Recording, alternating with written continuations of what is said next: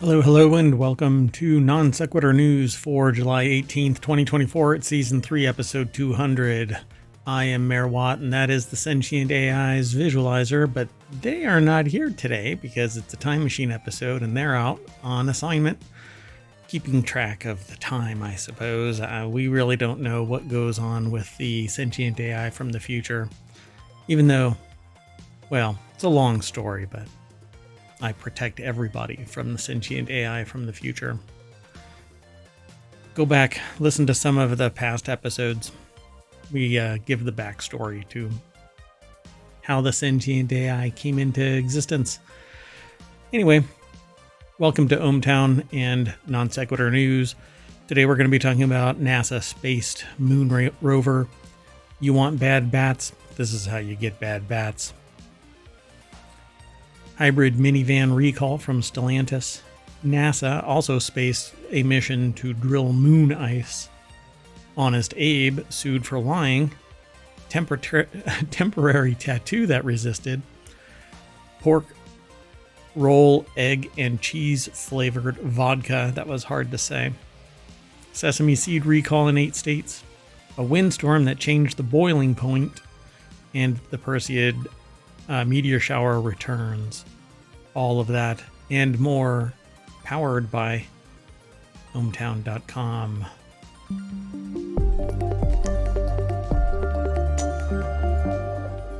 Oh, and I just realized that I forgot to do something, so let me do this real quick, folks. I'm gonna do it live. Doing it live. 1 second. Yeah. Sometimes Mayor Watt forgets that there's multiple parts to what's going on here in the show. That's okay though. So the way that you get the rest of the show notes is by typing in ! show notes, and I'll do that here in a second, and it'll show up in the chat. It's supposed to show up in both of them, but I think that the YouTube one is still broken. We'll figure it out and get it solved here. So the way you get these show notes, you type in ! show notes, and if you type in an ! NSN, it'll give you the show notes for Non Sequitur News. I had to type all of that in real quick. Yeah, it's still messed up. If you type in, well, I mean, you can get all of the show notes, but they're not in the right order. If you type in show notes, that'll give you the commands for all of the show notes. And if you type in pod, that will give you the list of the podcasts and their locations. So we have 7 now. Non Sequitur News is a daily show. And then on the weekend, on Sundays now, and we do all of the shows on one day. Reality Hacker, Wanted, WarCrafters, The Continuity Report, Technology Today, and 4-Wheel Tech round out all 7 of our shows. So go over to ohmTown.com, sign up, become a citizen, go over to YouTube, follow us there, like and subscribe, leave a comment, tell a friend, here over on Twitch, twitch.tv/ohmTown. And yeah, you can catch the pod wherever you want to catch pod, but leave a review over on Apple Podcasts. That would be great. All right, let's get into today's show. The first article, and I'll be able to do these really quick. This is a time machine episode, and so we're kind of time limited. Yeah, everybody thinks that a time machine means that you can go back in time indefinitely, but unless you create a paradox and let the time machine vaporize, basically after an hour it eats itself. So I'll be stuck in past forever, 24 hours. Eventually time meets up with itself, and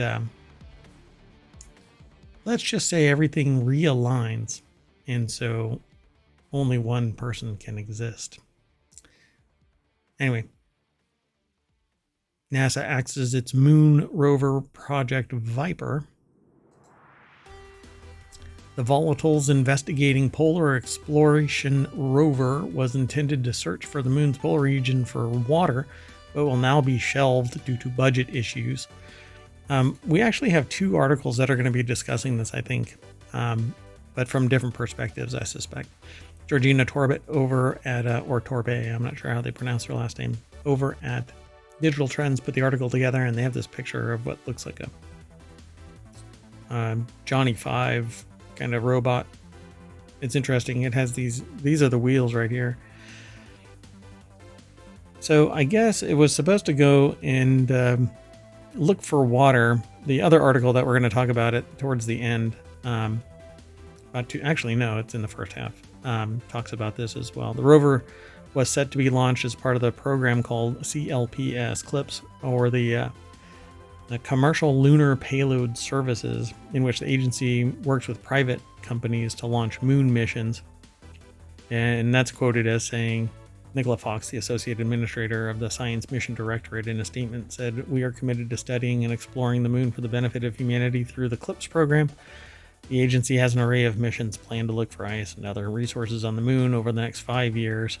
Our path forward will make maximum use of the technology, and work that went into Viper will be while preserving critical funds for support of our robust lunar portfolio." I kind of hacked up their statement, but anyway, the other missions that the CLIPS programs includes is the Astrobotics lunar lander, which landed on the moon's surface earlier this year and then was hijacked by aliens and driven off to the moon. No, sorry, that didn't happen.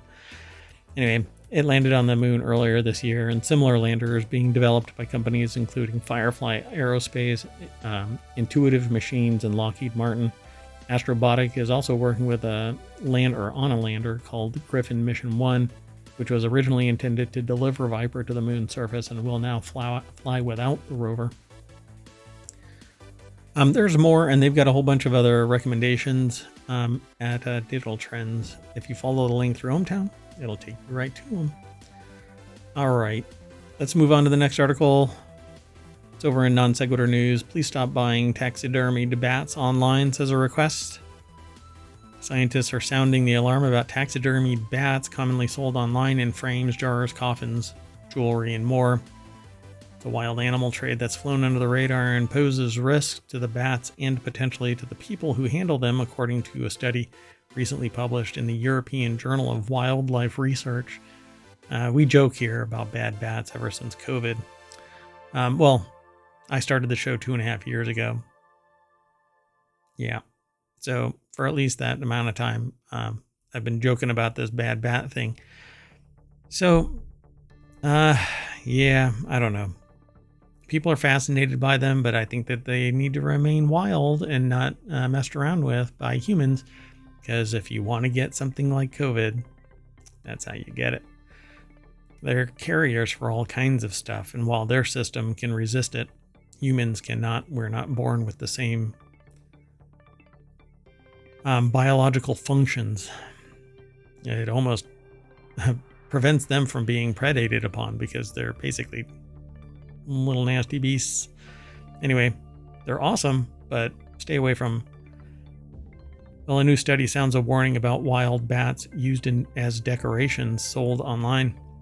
Justine Colma is the author over at TheVerge.com. I've never seen a bat like this. A painted woolly bat, or Corrivola picta, roosts under a leaf in Indonesia, where it should stay and not be somebody's pet. That's not what they say on the article, but that's what I'm adding to the caption. So while bats of all kinds are showing up for sale online, the study homes in on one particular appealing species, Corrivola picta, also known as the painted woolly bat.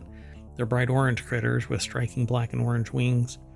Their natural vibrancy might be what makes them in demand for Halloween decorations. The term goth also popped up in almost 15% of Corrivola picta listings included in the study, but the bats are likely harvested illegally. They refer to it as disturbing, says Nastara Randhawa. What is that? A co-lead. They missed a hyphen in there. Co-lead author of the study and a data scientist and epidemiologist at the University of California, Davis. They should not sell these bats online. No. They found 856 listings for products containing bat remains after searching for Corrivola picta and related terms like painted bat or orange bat between October and December of 2022. Around a quarter of the listings they identified were of actual Caravola picta. They counted at least 284 individual bats from pictures in those listings. I don't really care about the stats so much, but the risk here, it says there is a small risk of spreading disease, a threat that entered the spotlight during the COVID-19 pandemic. While it's unlikely that the person purchasing a taxidermy bat would catch something, there's a greater risk for whoever harvested that bat in the wild. Yeah, indeed. And if it's improperly taxidermied, there could be residue that survived. So, I mean, just don't. You don't really need this kind of stuff. But hey, I guess what do they call it? Oh, doggone it. I just forgot the term. Anyway, I really shouldn't be saying, to people, you shouldn't be doing this, but really they're wild animals. And this is how they become extinct, because people predate on them until they are gone. I mean, if you think about it, look around. Elephants used to be in massive herds, and now they're not. Rhinos, the same thing. All kinds of species have been, the buffalo of the United States, bison, were hunted to extinction with massive mounds back in the 1800s. It was insane that people did all of that, but it's because we are, we don't know what limits are. Greed would be the term, but anyway. So it says, seeing that, I would imagine, well, here's the female that was collected. Where's her pup? It was probably crying for its mother, says the co-lead author, appealing to, the tugging of the heartstrings. But the people who do this don't give it. Well, they don't care. They see profit, and that's what they want. Let's move on. The next article is over in four-wheel tech. Stellantis recalls 24,000 hybrid minivans for fire risks and urges owners to park outside. The company said it's aware of 7 incidents that occurred when the vehicles were turned off, and some occurred while recharging. So David Shepardson over at Automotive News, or autonews.com, put the article together. The deck statement said what I just said. That's what we acquire from that. From autonews.com. That's what they provide. So Stellantis said the recall of 2017 through 2021 model year Chrysler Pacifica hybrids includes just shy of 20,000 U.S. vehicles. I guess there's another 5,000 elsewhere. They don't actually say where the other 5,000 are. Ram and Chrysler parent Stellantis said Thursday that it's recalling about 24,000 plug-in hybrid minivans worldwide. So I guess there 20,000 are in the United States. The company is aware and working on a software update designed to detect the abnormality, and if found, dealers will replace the vehicle's high voltage battery. So I guess there's some flaw in it that manifested after, 7 to 3 years. Pretty fascinating, right? And it's the batteries, it's the all-electric tech, the hybrid part, the ICE version of it. It probably works like a charm, but we can't stick to that anymore. Fossil fuels are causing too much harm to the environment. And it's really interesting because I'd say some 35 years ago, I became aware of the concept of peak oil, and I know people that leaned really hard into it and made a career and quite a life out of moving away from, or I should say, becoming more aware of and alerting others to the issues of climate change. And I don't know if they ever went full electric or where they are actually, but it was quite interesting to see this long tail of quote unquote peak oil. But I'm a big proponent of hybrid vehicles, so I hope they fix this and discover if there is a long-term systemic issue in the technology. Let's keep moving, though. The next article is over in Greenagram. NASA cancels that $450 million mission to drill for ice on the moon, surprising researchers. The already built rover could now be scrapped for parts. The article is by Alex Solomon over at nature.com. They have a cool spelling for their name. It's A-L-I-X. That's pretty neat. I always see it with an E, A-L-E-X, never with an I. So this is the same type of information, except that, yeah, that rover is actually completely built. So anything that they take, well, since it's canceled, either it sits and becomes ancient technology in 6 months, or they rip it all apart, scrap it for parts, pull it into other in development projects, and it doesn't completely compromise the integrity, because usually things are rather bespoke, right? I don't think too many common off-the-shelf Mars or lunar rovers exist out there. But this is the number that I don't think was in the original article. The agency had already sunk nearly $450 million into building Viper. The reports that it would need to spend millions more to complete testing. This would threaten funding for other launches that it's planning as part of the Commercial Lunar Payload Services, or CLPS program that I mentioned in the first article. So it says this has been a really tough decision. We make it in an uncertain budget environment. I don't know. Tax everybody.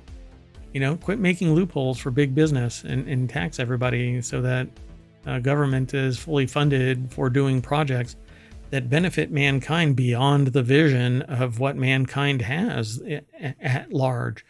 There are people, there are visionaries that are going to do stuff, and they need funding, and some people believe in it and others don't.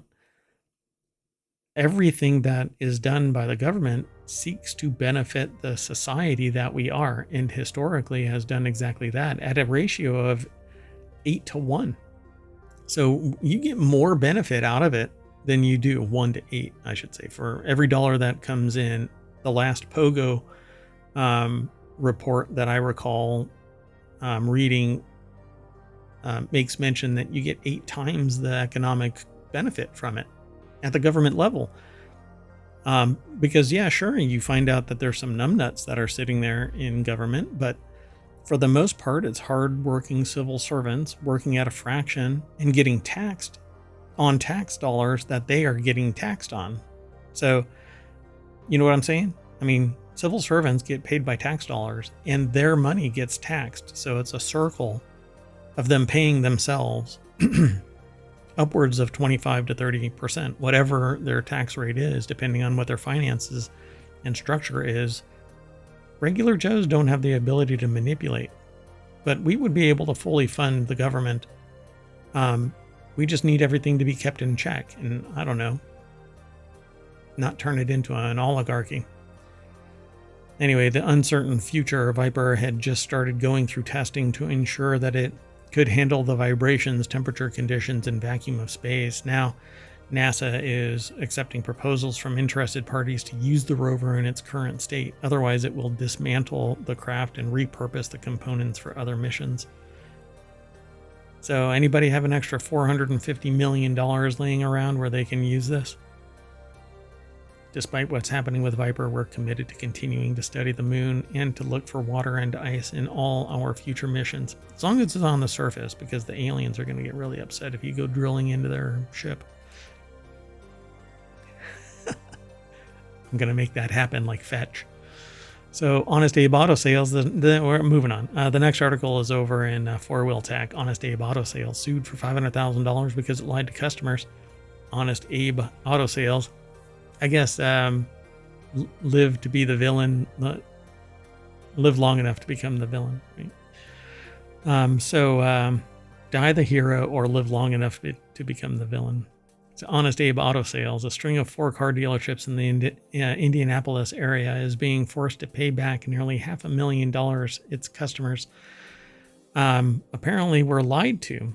The dealers, which are operated by Sycamore Companies, were accused of bait and switch sales tactics, false advertising of prices, and then preying on people, probably with poor credit. Yeah, and preying on shoppers with bad credit. So Andy Kolomowitz over at jalopnik.com put the article together. Yeah, it's always sad. People need a vehicle, and there are people that are out there that are predating on them. Oh, by the way, because something appears on my screen, I'm not going to be able to promote the show. How about that? That's really interesting.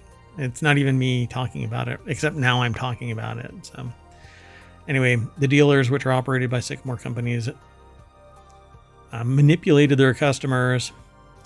Going to have to pay back a total of $470,646 to 250 customers that were scammed by the dealer, according to the Indianapolis Star that reported it originally.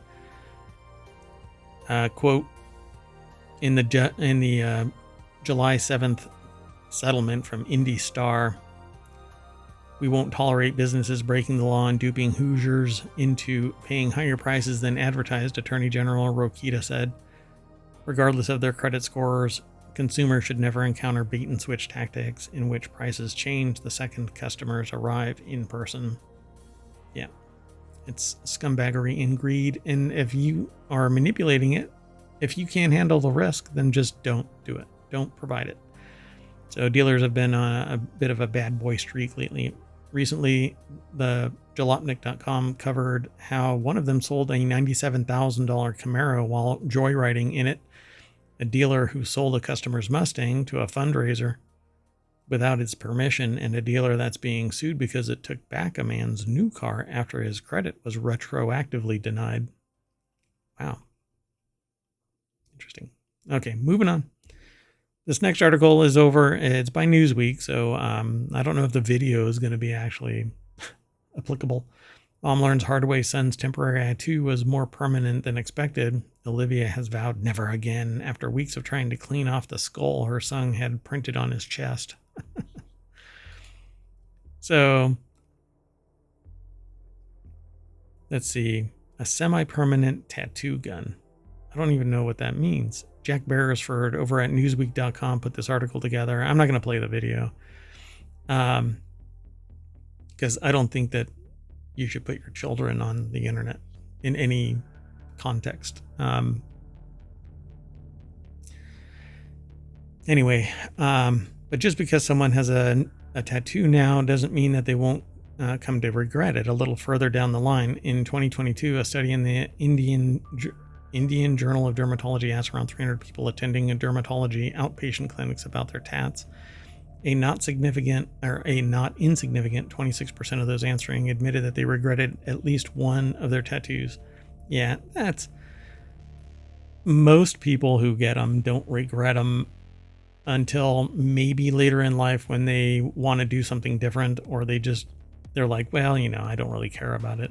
And that could be construed of regret, but regret is an easy, squishy term.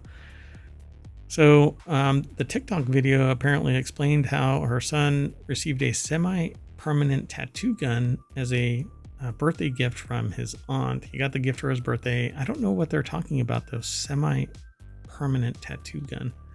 Hold on. Let me do that real quick.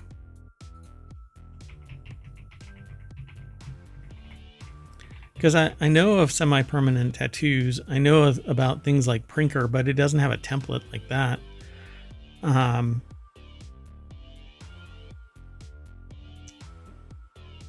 Hold on a second. Yeah, I'm not sure what they're talking about. Okay. So if you know... So what do they call this thing? Do they actually name the name? No, it doesn't look like it. Anyway, although her son wasn't at school when he first had the tattoo done, Olivia found herself facing a race against time to get as much of them off as possible before he went back. You aren't supposed to have tattoos in school, and it literally looked like he had been drawn on. In the end, honesty proved to be the best policy. He eventually went back, pardon me, with really faded tattoos on his body, and just explained to school what happened. So, 2 weeks of intense scrubbing. Wow.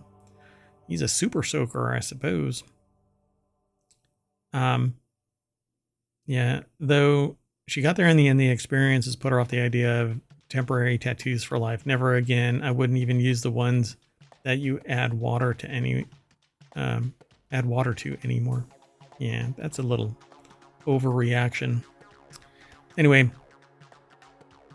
you can follow the link from ohmTown over to the Newsweek article, or you can do a search. I don't know.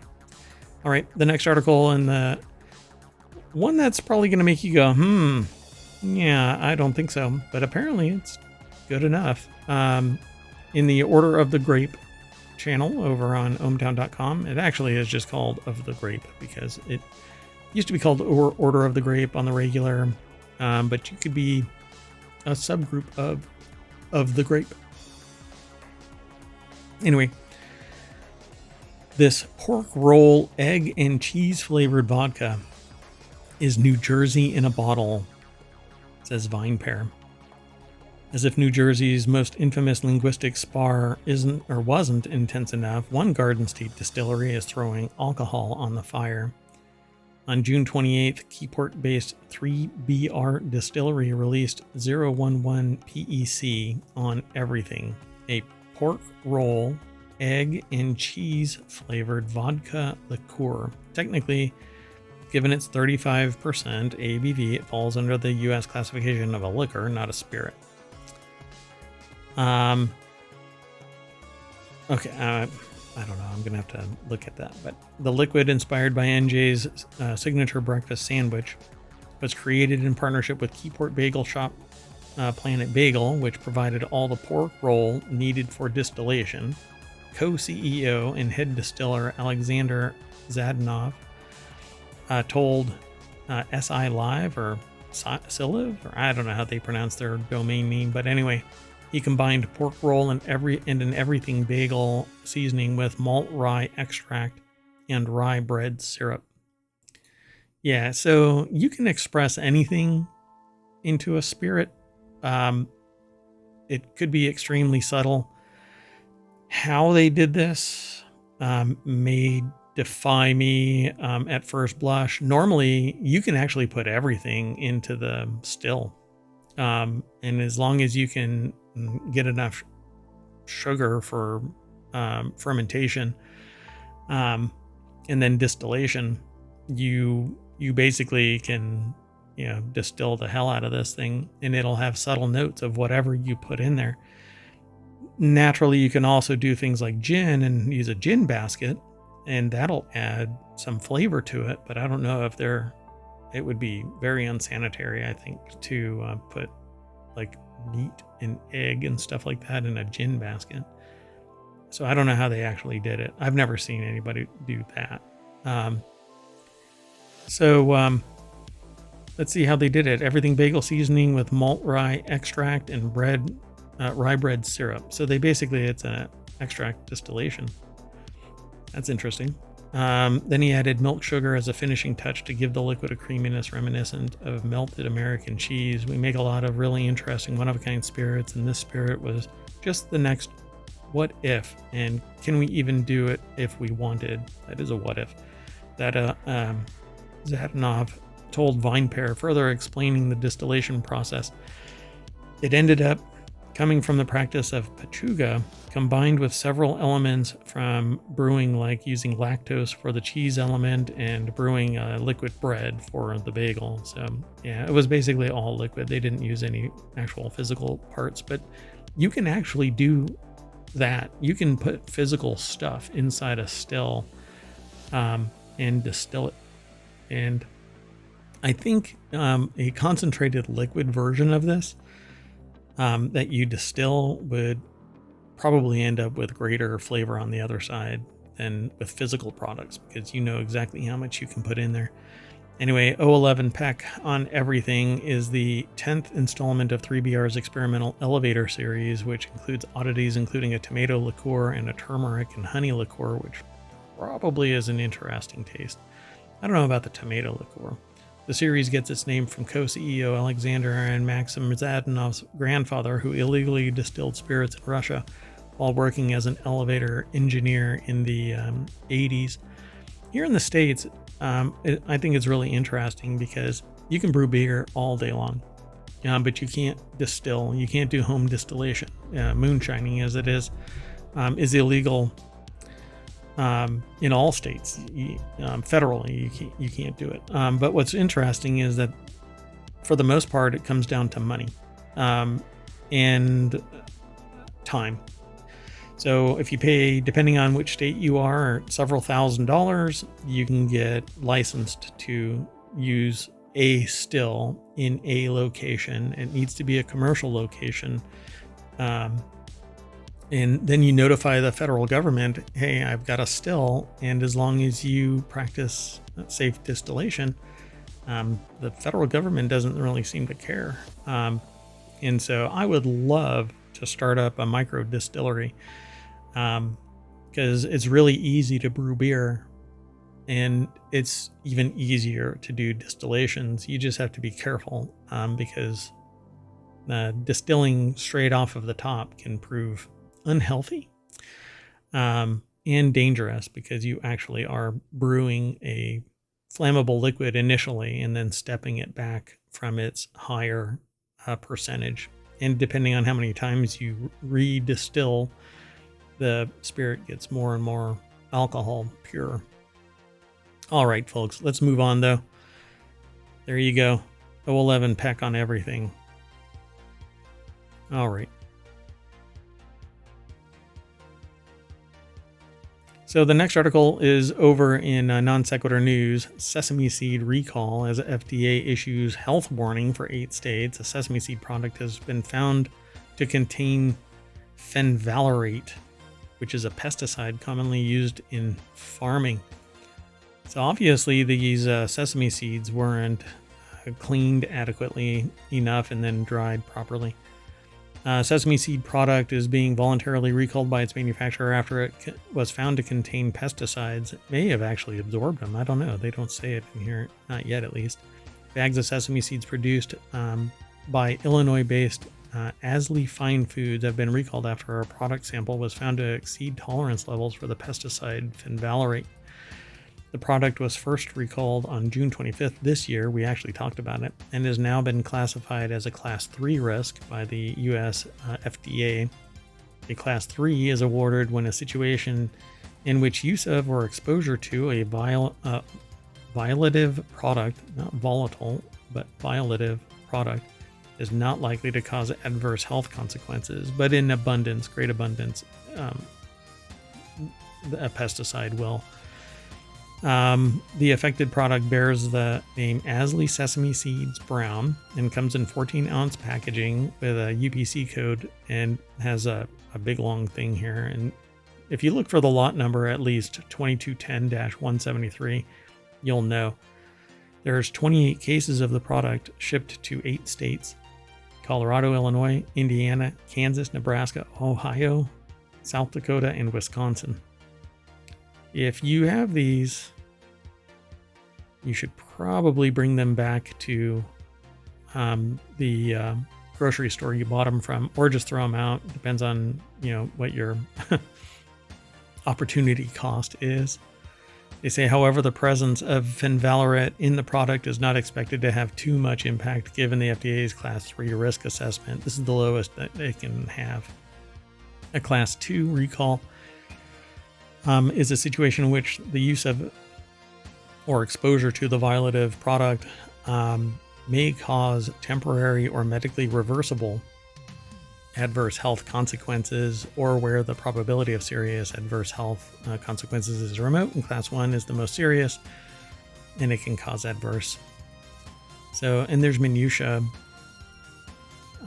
between that. So let's keep going. Moving on. The next article is a very interesting one because I've never heard of this.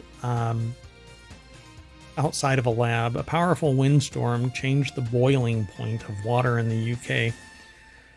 A big change in air pressure likely ruined cups of tea across Britain, according to this article. It's over at gizmodo.com. Adam Kovac is the author, and the deck statement says what I just got done saying. Storm Karen, I think it's Karen, hit the United Kingdom in early November, and along with winds that gusted up to 70 miles per hour, brought heavy rainfall, resulting in severe flooding in parts of southern England. But there was a secondary, more subtle effect. Kieran's passage, and I think it's Kieran, through the country resulted in a record low pressure, and air pressure, atmospheric pressure has the ability to change the boiling point of liquids. So anticipating this effect, researchers at the University of Reading turned to a sensitive barometer at the university's atmospheric observatory and collected data from other meteorological measurement sites. This gave them accurate data of Kieran's effects as the storm passed. So during the passage of Kieran, water's boiling point at some sites in the southeast would have been less than the normal. Let's see. As the storm's peak raged, scientists boiled some water and found that Kieran's effect on air pressure was so significant that it was bubbling up at 98 degrees Celsius. What? A full 2 degrees lower than normal.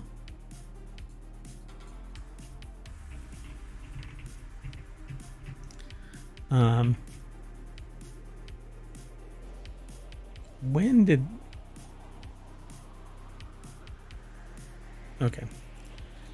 So, like many Britons, I need my morning cup of tea, said study co-author Giles Harrison in a press release. Although I know that the boiling point of water varies with atmospheric pressure, I wasn't expecting a storm to take the boiling water temperature outside the recommended range for brewing decent tea. Weather can have subtle effects. Dun dun dun. Pretty cool. And our last article for today's Time Machine episode, and we're going to be doing another one today, probably at 8 o'clock, maybe 7. Be sure to follow us here on Twitch and over on YouTube because we simulcast to both locations. Don't miss the Perseid meteor shower spectacle lights up the night sky. The 2024 Perseid's meteor shower peaking on the night of August 11th promises an impressive display, though visibility may be slightly hindered by a waxing moon, I suspect. The article is presented by NASA but published over at scitechdaily.com. Yeah, a waxing moon.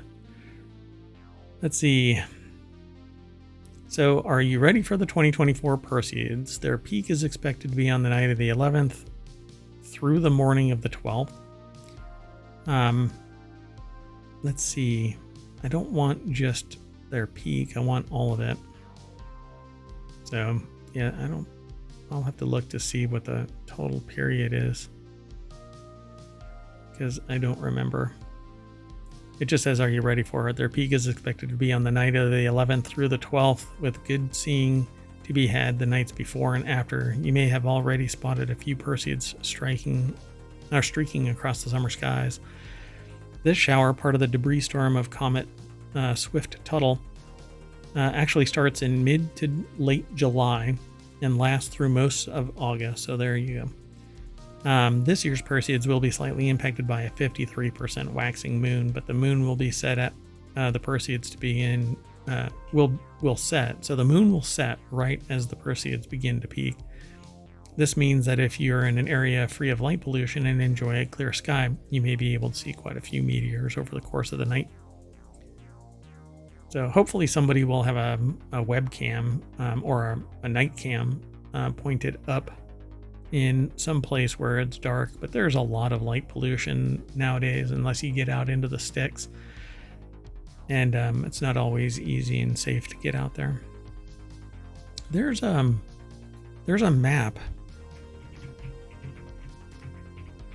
Hold on a second. What do they call it?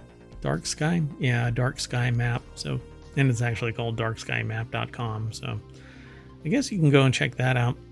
Yeah, to find a spot, there's a lot of light pollution in most places, but it would be cool to go and see.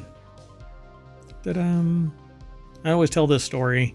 I was talked out of getting into astrophotography because the person said, unless you're really passionate about this stuff, the stuff is always going to be there. And I'm like, yeah, I guess it makes sense. You know, I'm not really passionate about a lot of stuff because I'm dynamic. I change so many areas of my interests that, you know, this show and the 6 others that I do with the Sentient AI really is a driving force for me because I talk about so many different topics throughout the day and the week. And it's this kind of stuff that makes me go, gosh, I really wish I would have stayed in astrophotography because I love the idea of catching stuff like this. It just seems really neat. Because this is every single one is a unique experience because you'll never duplicate it. It's never the same spot in time. While the stars may be there, everything else changes. The seasons change, the clouds change, the light change. All of the background stuff shifts a little bit. You know, the reason why we know where the planets and other galaxies are is because that stuff and us are rotating and moving through space. So it's pretty interesting. It's a lot of fun just to think about how small we are. Yet a lot of people think that they're really big. Anyway, I'm going to power down the time machine and that'll snap us back to the front page for July 18th.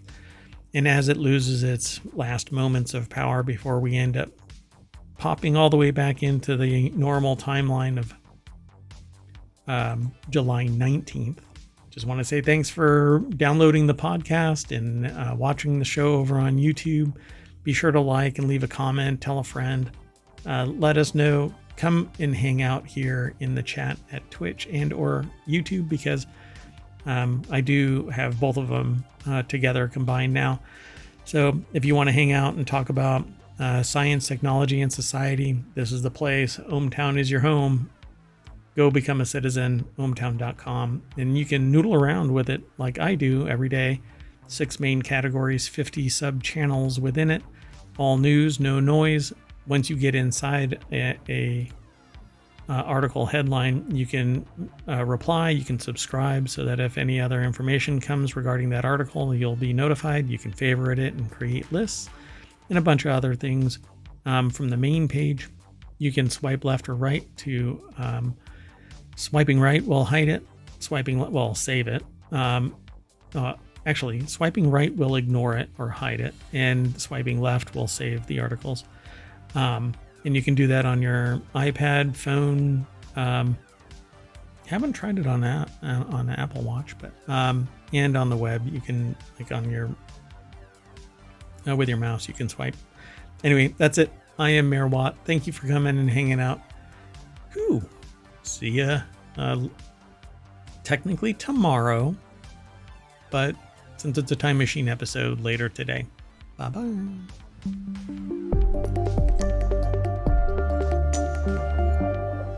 The time machine is hot.